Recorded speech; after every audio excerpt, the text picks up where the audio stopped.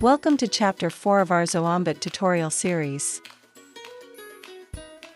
In this lesson, we will explore how to use the Smart AI lens to recognize specific cards and trigger actions on your Zoombit robot. To begin, open the MakeCode editor, click on Extensions, search for Zoombit and add it.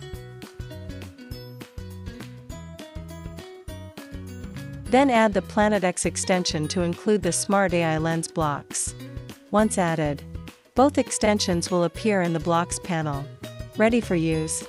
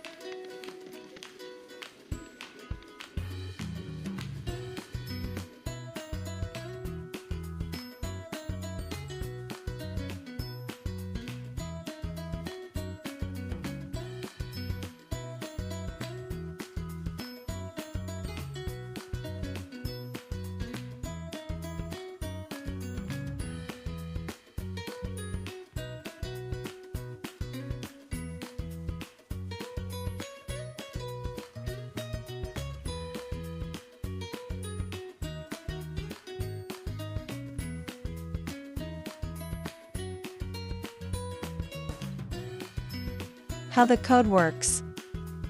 When the program starts, the microbit will display square icon to confirm the setup. Custom function called Stop Everything stops all motors, clears the RGB LEDs, turns off headlights, and shows stop on microbit.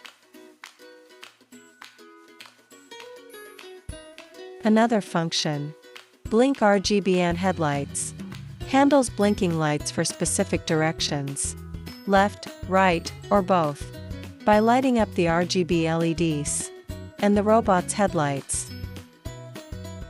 If the lens detects a forward card, the robot moves forward, the RGB lights turn blue, and the headlights on.